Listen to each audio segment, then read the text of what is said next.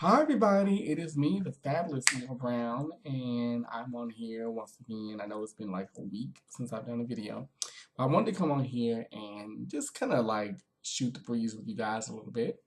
And I want to give one, my thoughts on the whole passing of Bishop Eddie Long.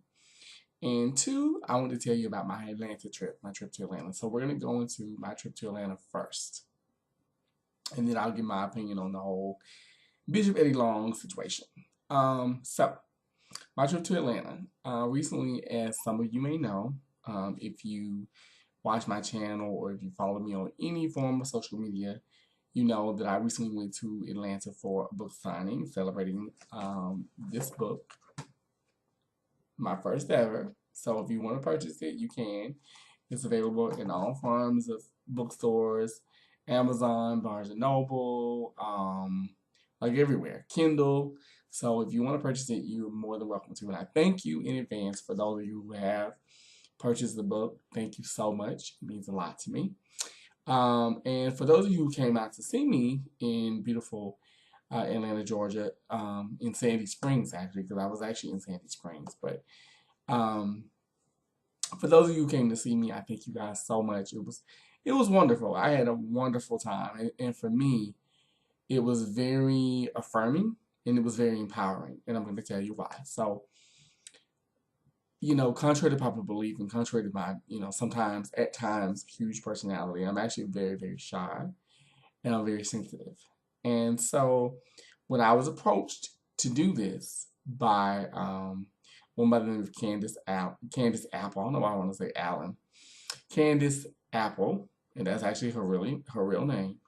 She approached me and she said, well, she and a woman by the name of Spring, they approached me and they were like, we really want you to come and we want to celebrate you and celebrate your book. And I'm like, really? Number one, in my mind, I was like, okay, you've heard of it? Because I'm just gonna be honest, I'm not a bestseller.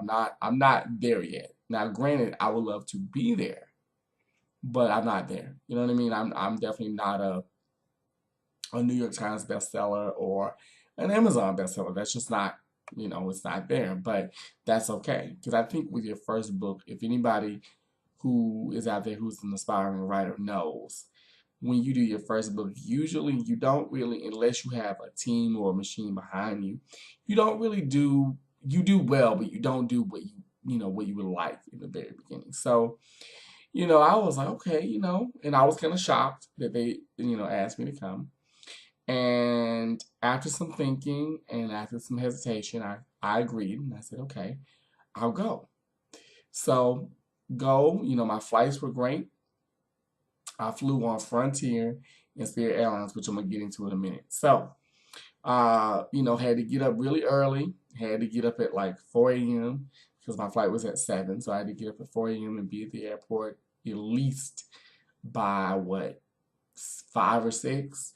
So I was at the airport, made it through easy. Everything was fine. My flight on Frontier was great. The only negative I would say about Frontier is this. They tend to nickel and dime you on every single thing. And I mean, like, down to peanuts. Everything is, because normally when you fly on a plane, you get complimentary stuff. But I guess because of everything and maybe because the airline industry it may be suffering a bit, things that's kind of gone out of the window, the complimentary thing. But anywho, so the flight was fine. I had about a 3-hour layover in Orlando. Orlando, oh my God, okay. The first thing I thought of when I went to Orlando was Pulse. That was the first thing I thought of. And I thought about it from a sense of I wonder how the people or the community of Orlando, I wonder how they, rebounded. I wonder how they bounced back. It made me think about that. That was the first thing I thought of. And I actually got kind of emotional thinking about it because I was like, wow, I'm actually here in that place, not actually at the actual bar, which I do plan to visit one day. I really want to see it. But, to be reminded of that, because that wasn't very long ago. So, my layover in Orlando, number one, it's a beautiful city. I mean, beautiful. Your airport, Orlando, if anybody's from Orlando watching this, your airport is huge. I've never seen an airport so huge. aside from maybe, I would say maybe Vegas, I've never seen an airport that massive. It was like a mall. I mean, there was so much to do, and there were people. What I loved about it for me was I saw people of every race, every background, every religion, like everybody. It was like a big melting pot, and it was wonderful to hear different accents and hear, different tongues and see people co-mingling. Even if, yes, they were just traveling, but to see people co-mingling and coming together just for that one purpose, it was a wonderful thing, and it reminded me that life can be a beautiful thing if we choose to see it and if we choose to embrace it. So it was a wonderful thing for me to see. I know it may sound weird to some, but for me, that's what Orlando, even though it was only a layover, but that's what Orlando meant to me, and I hopefully will take that with me, throughout, not just my travels but my life. So got onto my second plane. Now, here's what I didn't know, and here's why I'm mentioning Spirit Airlines. So I didn't know that when you switch airline carriers, and this is actually a bit of advice for my travel people. I didn't know that when you switch airline carriers, you have to go through the process, meaning you have to go through your security and you have to go through your baggage all over again. I didn't know that. So I went through security, but I didn't go through baggage. So guess what? My baggage was stuck in Orlando. So I get to Atlanta around 4 o'clock.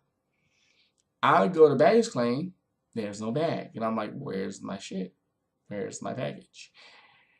My baggage was still in Orlando. Had to call Spirit, had to call Frontier and get it together. And it took about a day.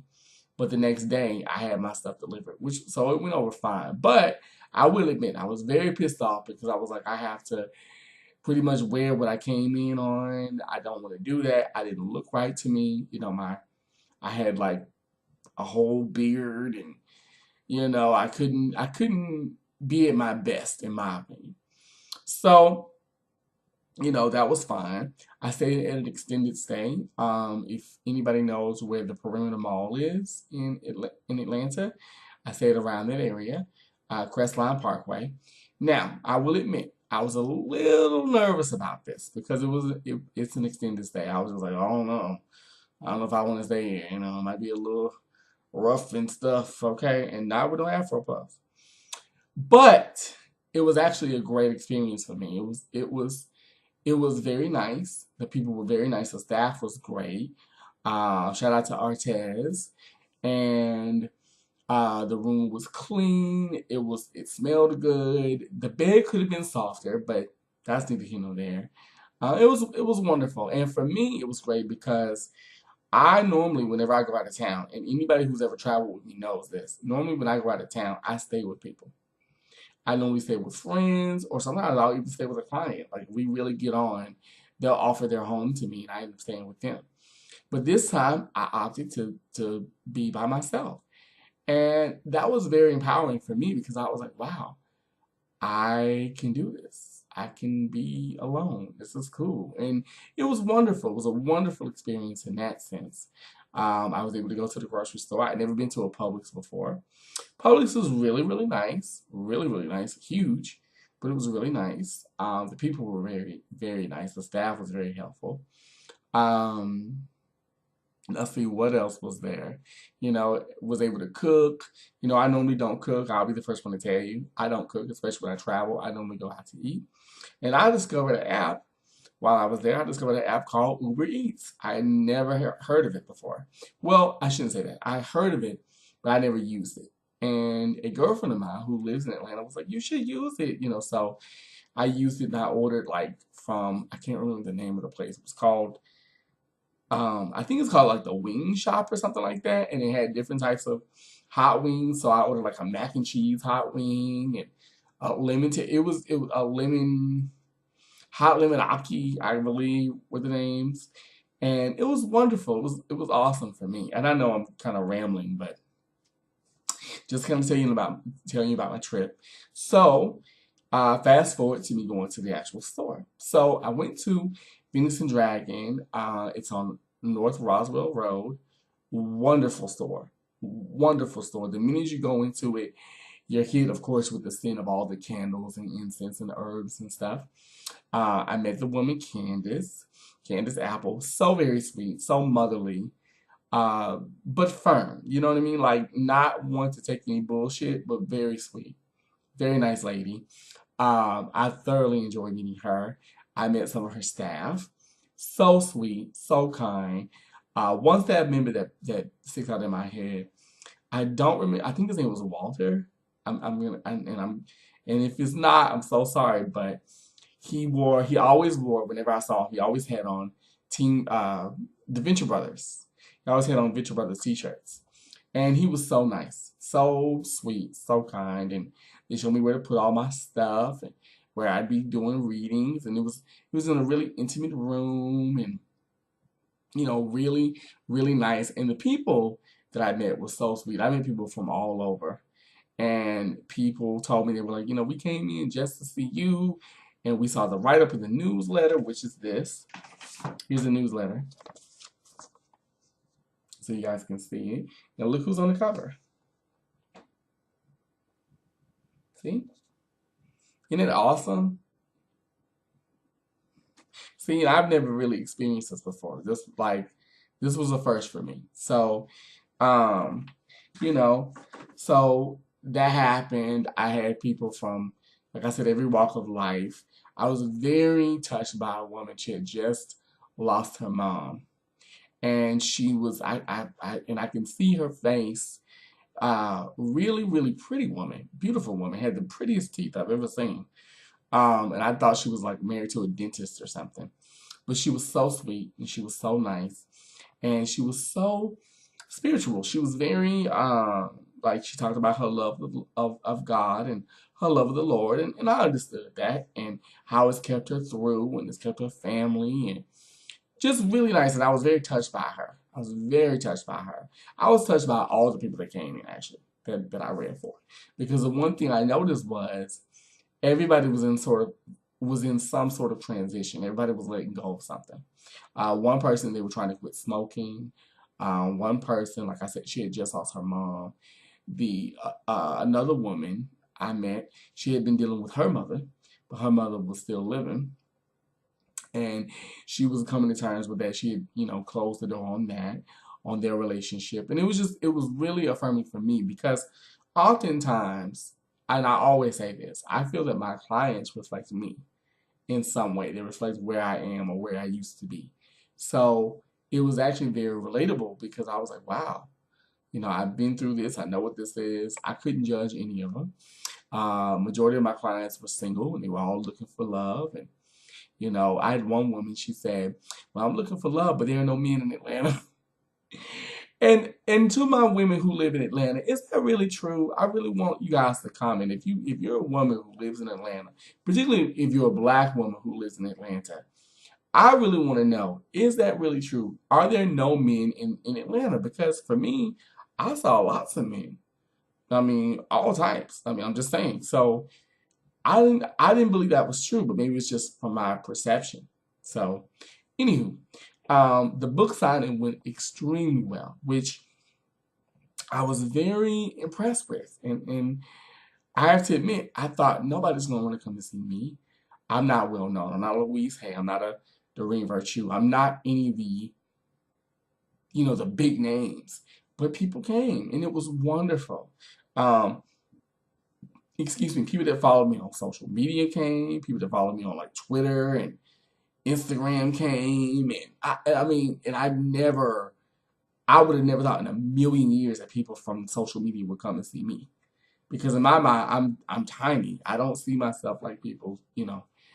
But it was wonderful. It was really touching, to be honest. And the next day, I went back because I had to do more readings the next day, and I was so busy to the point that they had to put like notes under the door to remind me, like, you have another appointment. Like I was that backed up and that busy. And I've never been to a store that was that busy. It was that busy and that full of energy, and it was wonderful. And Candace took me out to a restaurant called Five Seasons bar, I believe, and they had homemade beer and like itty bitty plates, like little plates that you can share. And it was nice. I had a lovely pecan tart, which was awesome, and it was a wonderful experience. So let me get to the end of it. So fast forward to the end of my trip. So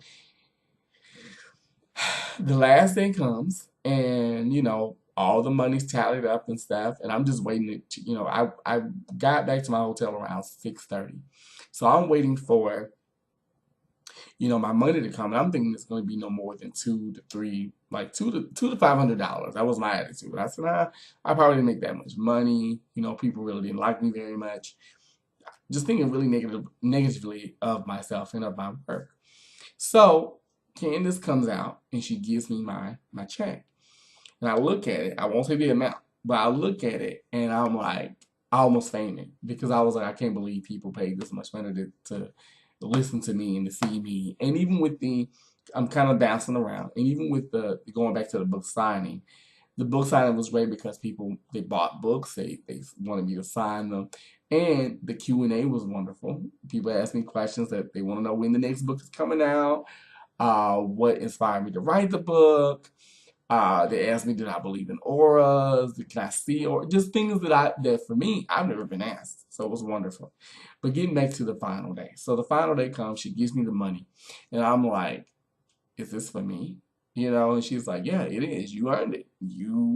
This is what you made. And I'm like, really? And I was very touched by it. And even now, I think about it and I get kind of emotional because I'm like, wow, and it's not, and let me say this. It's not about the money. It's about the fact that it let me know that I have a voice and that, people do want to hear what I have to say. So it was a wonderful experience. And I definitely, for those of you who attend Phoenix and Dragon in Atlanta, I definitely recommend it. It's a wonderful store, wonderful people, great staff. It's really, really nice. If you haven't been there, go to it. It's a great, great store. I'm actually going to put their website down below. I'll put it down below so you guys can go to it and check it out for yourself. And that way, even if you travel to Atlanta, you can say, well, hey, Leo Brown recommended this store. So it's a wonderful place if you're looking for any kind of spiritual guidance. And yeah. And to all my other metaphysical stores in Atlanta, I would love to collaborate and work with y'all. So I'm in talks to actually work with them every 6 months. So Atlanta, you may see me again. And if you are, and I'm gonna say this, if you are a metaphysical store in Atlanta, tell me about it. Like, tell me about other stores because I know of that one. I don't know anyone else. So tell me other places that you guys can recommend. Leave them in the comments for me. Okay. So as you can see, the Atlanta trip was wonderful. It was very empowering. And I have to admit, in the beginning, I didn't want to go. I just didn't. But normally, that's how it is. When you don't want to do something, that's when it actually works out for you. So, but anywho, so that was my Atlanta trip. Okay, so now I'm going to talk about Bishop Eddie Long. Now, as we all know, Bishop Eddie Long has passed away. This was maybe a week, 2 weeks ago.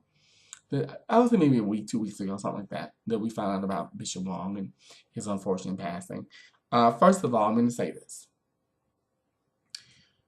I'm not going to bash, but I'm not going to uphold either. Okay? So, when it comes to my thoughts on Bishop Long, first of all, my condolences to his family, his friends, the people that he really did touch. You know what I mean? So, if you are a fan, if you're a friend, if you are someone that you knew him personally, my condolences to you because, that's still somebody's, friend or family member or, someone that they know. So, but I'm also going to say this. I feel like Bishop Eddie Long was human. I think that I feel that it's actually quite sad that he was not able to live his truth. I feel that it is quite sad that now, yes, we're mourning him, but at the same time, we're not celebrating him for the human that he was, flaws and all. I find that it's actually quite sad that we tend to put people on pedestals. And I think his passing is kind of a lesson in that. That you can't do that. You cannot deify a human being. He was a human being. He was a man with issues. Like me, like everybody else, like the people watching this video. So that's how I feel about it. As in regards to the whole, all the men, because they're now men that he allegedly had, well, not allegedly, that he um, had sex with. I hope they get closure. I hope that they find a way to not only empower themselves, but to empower other people, other victims of sexual abuse. I hope that the truth comes out, not only about him, but about like his misuse of funds, all of that. Like I said, I'm not bashing him. I'm just telling the truth on it. Because I feel that what he did was wrong. But I also feel like this. I feel like some of it, okay, yes, he was wrong for perpetrating, for coercing those young boys. But then at the same time, I think maybe they felt they felt their back was against the wall. So they did what they had to do. For them, maybe it was survival.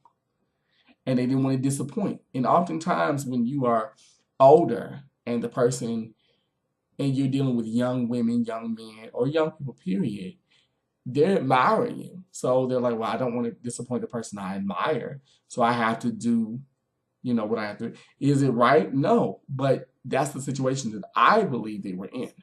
As a victim of sexual abuse, that's normally how it is. So, let's tell the truth on it. Let's call a thing a thing. I think that he was wrong. Well, I don't think. I know he was wrong for that. But I also find it, like I said, quite sad that he could not live his truth. He could not be openly gay or openly bisexual and say, I like men. He couldn't deal with men, so he had to go within the church. And part of it is because of dogma. Part of it is because of judgment from other people. Part of it is because of, in the Black community, we put people who are in church positions higher than we do anybody else, which I actually find quite sad. We should not do that. They are human beings. Trust me. I know many reverends that are shady as shit. I've had sex with quite a few. So you can miss me with that. But I really do hope that, the victims, I hope they get closure. And I know that they were talking about doing a tell-all book, or I think like two of them are talking about doing a tell-all book and things like that. And I think you have to do whatever works. I mean, personally, if it were me, I don't know if I would do books. I would probably do speaking engagements, and I would tell my story in hopes of helping someone else and wanting to empower other victims like myself. That's what I would do if it were me, if I were in your shoe. But you do whatever works. But I really do feel bad for, not only for him, but even for the people that knew him. Because you have to go, it's like it's not like, you're living a lie. There's so many cover-ups, and there's so many cover-ups, especially in church, but especially in the Black church. It's just ridiculous to me. So those are my thoughts on the whole Bishop Long thing. I hope that wherever he is happy. I hope that he's at peace. And I really do hope that the victims of said situation get closure. They get the help and healing that they need, because that's really what this is about. This is not about him, but I really do wish that he could have lived in his truth, like so many other reverends and prophets and prophetesses. I wish he could have lived in his truth the way he should have. He was a victim too, if you really think about it, because he couldn't say and be who he was. He had to lie, you know what I mean, and cover it up and give people money and and hush money and all that kind of stuff. He's a victim too. And victims often victimize other people. It's like that old saying, hurt people hurt people. So that's my thoughts on the whole Eddie Long thing. But I want to know, what are your thoughts on it? Leave your comments below if you would like. Tell me, what you think about the whole situation. Leave your comments on the whole Atlanta trip situation. So leave your comments, period. I do read them all. I don't always respond, but I do read them. And I thank you guys so much for watching me, for listening, and I will talk to you soon. Love you all. Bye bye.